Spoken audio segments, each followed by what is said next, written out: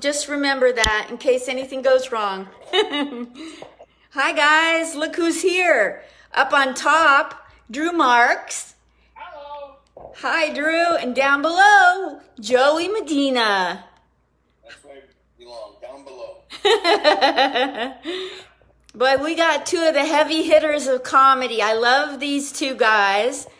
I call this my episode where two heavy hitters and a young comic that's a geriatric walk into a bar. What could go wrong? Wow, that's a long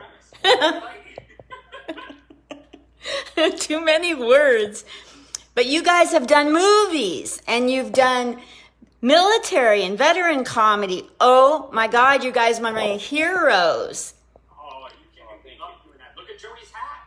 What's the hat say, Joey? There it is. Oh my God, I love it. How many tours have you done for the troops, Joey? I've done, I can't count them, to be honest. I've been doing them for probably 25 years, so. Wow. Thank you so much. Oh yeah, but it's fun, you know, and it's like I always tell people, I go, it's the hardest gig, but yet it's the best gig. Yes, absolutely. And Drew, you've done comedy for the military and vets too? Absolutely. Now, I had always done ones like all over the States, and then Joey was kind enough, when this was just a couple of years ago, he took me with him. And so we ended up doing a couple of those, and it was just fantastic. It was such an amazing experience. Other than the almost dying part, it was fantastic. You didn't have to try to die on stage. No, I got very sick overseas, but it was an experience. He got corona before it was famous.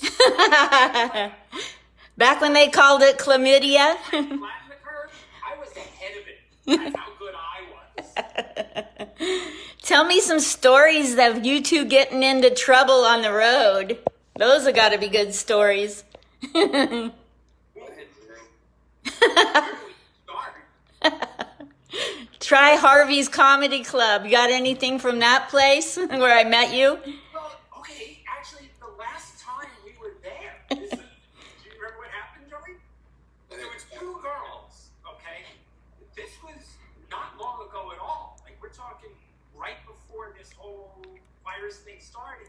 So we're in Harvey's, and there's two kind of young, very nice girls that we were talking to before the show started. Like, you know how they have the tables where the comics hang out by the green room? Yeah. So we're talking, and they seem perfectly normal. So I do my set, it goes well. So Joey's on stage, I'd say about 20 minutes into his act. Uh-huh. It's going great. All of a sudden, from the back of the room, like where the entrance of the club is, there's all this screaming.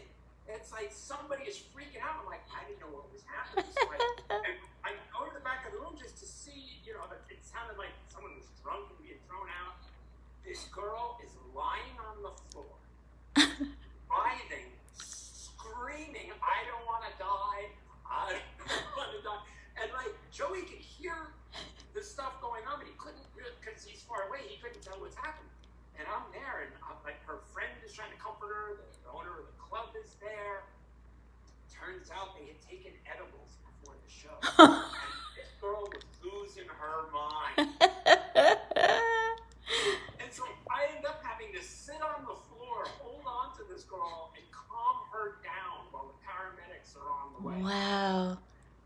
That can be Joey's scary. being really funny. He's doing like a play-by-play from the stage because he has no idea what's going on. And so you've got half the people who are close to Joey in the audience laughing hysterically listening to him, but the other half can see me and this girl laying on the floor. That was a fun little trip. Well, I'll tell you, I've seen you come to Harvey's in Portland twice, and both times you two stay for the mics, and you're supportive, and you pay attention to what the comics are saying, and you're supportive after, and you give people tips on what to say better. You guys are the greatest. I love you both so much. Thank you. We love you too. Joey has always been one of the greatest people for helping up and coming comics. He does it you tell her, Joey. I mean, I just seen you do it everywhere.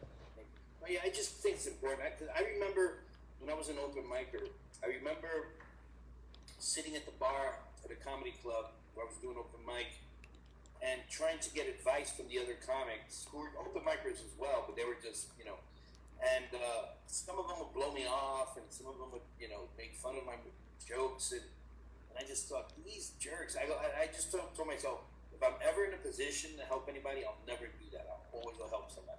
You just sent chills up my back. That makes me feel so good that, as far along as you have come in the business to still give a darn about brand new comics, you don't have any idea how much that touches me and other comics.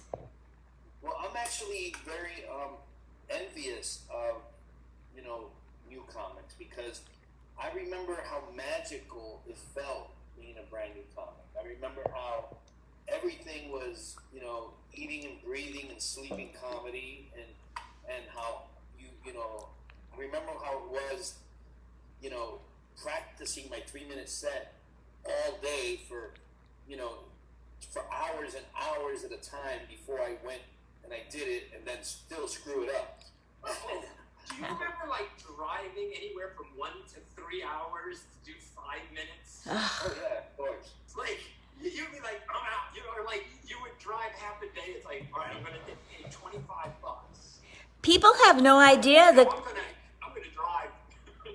I'm glad you brought that up, Drew, because people, they just see you guys on stage and they have no idea the commitment. Take Joan Rivers, years she was not with her daughter because she's on the road, Drew, Absolutely. Listen, there is no substitute. I understand where comics want to take classes and I see them and I have very mixed feelings about that. I won't judge someone for doing it, but it maybe because coming up, it was never a thing for me. Yeah. I'm old school where it's it's trial by fire. There is no substitute for just getting on stage. And I started in the Bay Area, and we used to do sometimes 3 different open mic nights a night. You would go to one, do your 5 minutes, and you do it for no audience or just 6 or 8 comics in the audience. And you knew you weren't going to get laughs, but it wasn't even about getting laughs. It was just, getting on stage. Yes. And there is no substitute for that. And I don't know of any comic that has been doing this a long time that hasn't gone through that. Yes. I was teaching comedy, if you quote unquote teaching comedy as an open micer at Harvey's. I'm laughing at myself now. The audacity. Well, it's, I guess you can teach people some things, but again, I'll say it again, there is no substitute for doing it. You can teach people some mechanics all day long, but I think if anything, I was really good at just attracting people to come to the club so they could ask when were they going to get a Netflix special. I was really good at that. well, I think Joey might agree. That's there's comics who go, listen, I headlined this show. Just because you went on last doesn't mean you headlined. That's right. I take, for instance, I take those things personally. It's funny, comics are like porn stars. It's just because you do it doesn't make you a star. Right? just because you go do an open mic doesn't make you a comedian.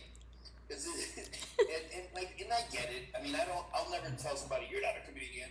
I'm I get it. You're doing comedy. And aspiring to it, and you're fun. Yep. It's funny. It's I'm also a filmmaker, but it took me a while before I called myself a director. Because I didn't feel I direct things every once in a while. You know what I mean? I can act, but I never consider myself an actor. Because I think you have to be good at something to call yourself that. Thank you. We're all feeding ourselves, but we're not chefs. Exactly. Good point. You can say I do this or I do that. Right. But I think when someone calls themselves something, you should be able to do that really, really well. I killed on stage one time in my life. I've only done this 6 years. I killed at the LA Comedy Club only because Jimmy Earl told me I killed, not because I said it. I will never say it. You're not supposed to. And I killed, and then the whole world shut down. Oh man, See what happened? You killed them. you literally killed. I believe you killed 70,000 at last check. I started a joke, and it made the whole world cry. Comedy, and the funny thing is, comedy can be so subjective that you can have a veteran comedian who's been doing comedy 25 years and an open micer on the same set, and the open micer may have a better set that night than the veteran comedian. Yes. I mean, it'll probably happen maybe 1 out of 10 times, but it can happen. And I used to be a professional boxer, and boxing and comedy are a lot alike. Joey, you were a boxer? What weight class? I love this part. I was a lightweight. Not light on your feet, just lightweight. Yeah. So he boxed as a lightweight. As a lightweight. A lot of people don't even know what that means. I do. Down. My dad was a boxing promoter in Portland, Oregon in the 60s. Oh, cool. Very cool. Yeah, we had boxers at our house all the time. Oh, Yeah, nice. I believe a lightweight is lighter than meat, isn't it? Yeah, lightweight, and I fought for super or junior lightweight or super featherweight, but it's also, and so I fought at 130 pounds and at 135 pounds. And he was a champion. He won the What? championship. No way. Tell me about the championship. I was the Arizona lightweight champion professionally, and that was good. I beat a guy named Chris Alvarado, who was a 3-1 favorite to beat me, and I knocked him down 6 times in the fight, and then they stopped the fight in the 11th round. Wow. The best part of this, you can watch the video of this online. I want to watch it. I love to watch it. Also, you should look at Joey's pictures when he was possible. Not only was he in phenomenal shape, but he looked like a combination of a 70s porn star and Chico from Chico and the Man. That's right. He had the porn mustache. It's fantastic. Who was your opponent so I can look it up? It was well, you can see it on YouTube. It's on YouTube. It's because I was fighting in the 80s when it really wasn't, everywhere. But yeah, it's that fight. You put Joey Medina boxed in, you'll see it. Okay. It's on YouTube. So what do you got? It's fantastic. The whole pandemic hit. What have you guys been doing to stay busy? Are you making a movie? Joey is vacationing on a tropical paradise. He is. He wants the rest of us to feel terrible, but thank you for that. Where are you at, Joey? Actually, I'm just at home, but I'm lucky. I have another, I do other things. So I write for a game show called Funny You Should Ask. What? And yeah, I write for that game show. So I'm still working, but I'm doing it from this island. That's so cool. So you have a radio show, Joey, in LA in the morning? No, I used to. I used to have a radio show. Oh, okay. Do you have a podcast? Because I know Drew has a pod. Are you on that with him? He has been on. We haven't been doing the podcast for a while, obviously, because, especially with this whole thing. But Yeah. Joey was a regular on mine. He's always very funny on that. And I want to come on and watch it. It's called Bad Advice Podcast. yeah, it's on hiatus for the foreseeable future, but we'll see what happens later. I need to make sure I go subscribe. Is it on YouTube? It should be. I don't even know if it's up right now because our hosting thing had gone away. I haven't been doing new episodes for quite a while just because I was doing other things. Your hosting ghosted you? Yeah. Mm-hmm. So what are you two cooking so that when the pandemic is over, you're gonna hit the ground running? Joey? Say that again. I'm sorry. What are you working on so when the pandemic is over, you can hit the ground running? Get back in the ring and that sort of stuff. Well, I don't know. I think I'm gonna probably go to a lot of restaurants. Sit down and have a meal. You're gonna go eat out? Yeah. Yeah, I've been working. I built it at my house here in Van Nuys, California.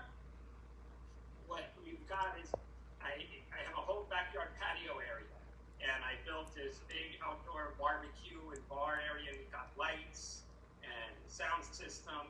So I want to be doing a once a month comedy club for the neighborhood, for other people, and so we'll be doing a nice once a month free comedy club right here at the house. Are you gonna have that on Zoom? I don't know how we're going to broadcast it because I am technologically retarded. The fact that I even made it into this room is no small miracle. But I will leave that to people who can do that stuff better. But it's mostly going to be a live performance. But yes, it will be broadcast one way or another. Cool. Well, if you want to know how I got so technologically advanced, let me know. I can help you get this good. All right. Listen, any help is going to be appreciated. And then you got to get somebody really good. Myself, Joey, and a bunch of other comics, more than likely we'll do it once a month. Wonderful. Joey, what kind of food? I don't know I do not know, and I don't think any of us do what's going to be happening with comedy clubs for a while. No. Joey, what kind of food do you like to eat when you go out to eat? I mean, I like seafood, Italian. I'm a big salad guy. I love a nice, good salad. Awesome. So are any of you car enthusiasts? Do you have a garage full of hot rods, Joey? How about you, Drew? Not me. I have my Toyota Prius, which I don't qualify for hot rod in anyone's book. Joey, what kind of cars do you drive around? Babe magnets? No, I do just my Prius, and then whatever Uber car just pick me up. Nice. So, To be fair, we do live in Los Angeles, where the law is you have to have at least one Prius. Yes. yeah, that's true. That's so true. What's your favorite part of LA to cruise around in? What was that? What's your favorite part of Los Angeles to drive around? Go cruising? Check out. I like taking the drive. There's kind of a windy road that takes you out towards Malibu. So it's like Topanga Canyon. I really do enjoy that ride. I don't do it often enough, but I do enjoy that ride. And then you just get out to the coast. You can drive up and down the coastal, and then you take that mountainous ride back. I love it up there. What about you, Joey? What's your favorite part of LA? Same thing. I love driving by the ocean. It's beautiful. It looks great. Me too. It's pretty neat. Do you have it? See Mel Gibson be racist. I'm not going towards Huntington Beach right now because those people are crazy. Are they out there without any masks on? Oh my God, yeah. The first hot weekend we had, apparently Southern California lost its mind. Are you two planning on going back to do military comedy as soon as the world opens? As soon as they would have me. Yes. Absolutely. I'm a super fan of you guys doing that. Super. Oh, thank you. We actually really enjoy doing it, and hopefully we never stop. Yeah. I think if there was one aspect of the whole thing that was hard for me, that I think Joey might feel the same as, man, those people start early. Even though our show every night was 8 o'clock, apparently somebody felt the need that we should be up at 5 in the morning every day. We could have taken an afternoon flight, but no, 5:30, 6 in the morning. That's when the guy who was in charge of taking us everywhere, I swear, that guy never slept past 4. Oh my gosh. He's a sweet guy, but He loved coffee and getting us up early. Those were his favorite things. What's the craziest thing that ever happened when you were entertaining the troops? Oh, I know mine, but go ahead, Joey. is it probably the same one where we Blew up the hotel? we could have died? Yeah.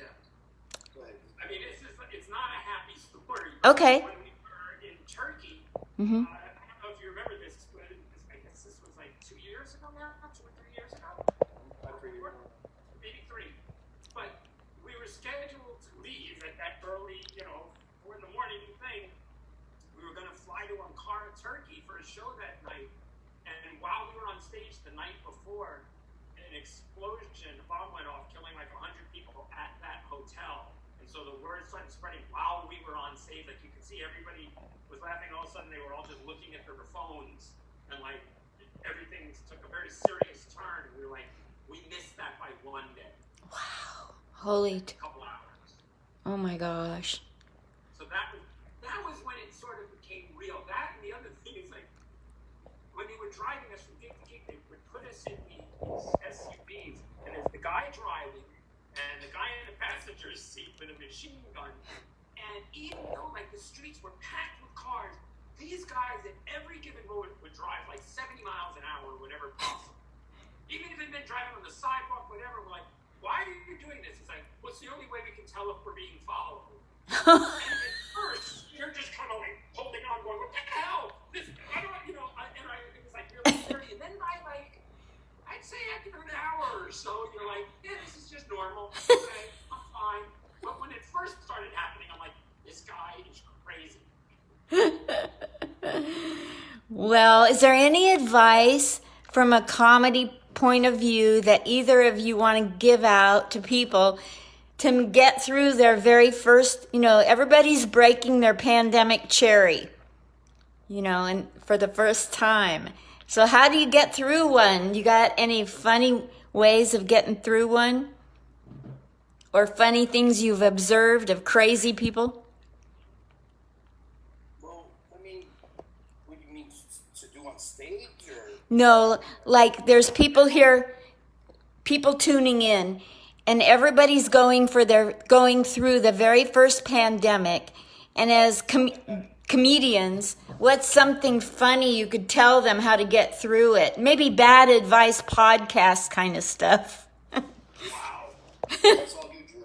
Well, I would say this. Everyone sort of is in the same boat. Like, if you're doing the right thing at your home, you're trying to isolate, things like that. First, and I think Joey and I maybe have the same page here.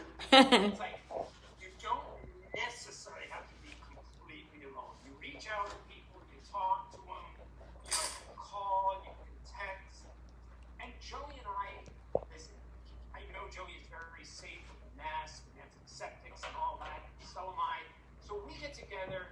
We just had a little barbecue in my backyard because, Joey's my brother. It's live or die with him. But I know he's being safe. So I don't believe in completely overdoing it, Exactly. At some point, look, this thing's going to be with us for a while. So we're all going to have to, I think, accept an intelligent level of, little risk. So I know if he's being safe, I can have a meal with Joe. You know what I mean? I'm not throwing a party. I'm not going out with strangers. If I go to the store, yes, I'm wearing my mask and all that. So you have that, and then you got to be a little creative at home. It's hard to work out. I live in a little, guest house on my property, and I call it like my prison exercise. So I do push-ups and pull-ups and sit-ups. It's a prison workout minus the toilet wine, non-consensual, sex. You just try and keep yourself focused and amused. Do something constructive. Yes, thank you. That's it. Perfect. Stay creative, and the thing is this: if you're a comedian, write material, write a lot of jokes, work your trick, And the thing is, a lot of clubs are having open mics and stuff online, and even though it's extremely difficult to do stand-up, on Zoom or FaceTime with no audience or virtual audience, but it's stage time, like Drew was saying earlier, and you go there and you do it, pay your dues, and just make it work. Thank you. And I want to thank you, Linda. You're doing something. You're having us on. You're doing something. You're doing things for a lot of comics, so it's good for you. It's good for them. You got, Thank you. Watching, get some enjoyment out of it. So you're providing a service, and this is, you're doing what's right for you, which is great. It helps me not to be depressed. Absolutely. That's what I'm saying. It's like whatever you're doing, it's too easy to wallow. I'm playing more guitar. My obsession is like, my little garden. I have a little area outside with plants, and I'm doing that. It's like, just do whatever makes you happy. Yes. So is there anything you want me to put on the post to plug for you? Websites or cash? Yeah, just my social media is at Joey Medina Comic. Okay. And mine's Facebook, my name. I think you already put the post with my picture. Mm-hmm. On Instagram, it's Drucifer XX. So DRUCIF as in Frank ERXX on Instagram. Okay. I'll put that on there. Are you guys giving out your Cash App, Venmo, if anybody wants to donate to help you or not? No. No? I don't want money from anyone, so I want them to spend that on something that'll make them happy. Yes. Or give it to someone needy. Yeah, or definitely, definitely you could donate that to somebody who's out there. There's so many families and people out there who don't have, who lost their job, who don't have much now, and are just, living by the skin of their teeth. So, Or an animal shelter, because I like animals more. Okay. Perfect. You guys are the best. I adore you both. Thank you so much. Love you too. Be good. Love you. I will. Stay out there, okay? I promise. Take it easy. Love you. Bye. The best in the business. That's what they are. The top shelf. Doesn't get any better than those two guys. They are so, just what you see. That's what you get.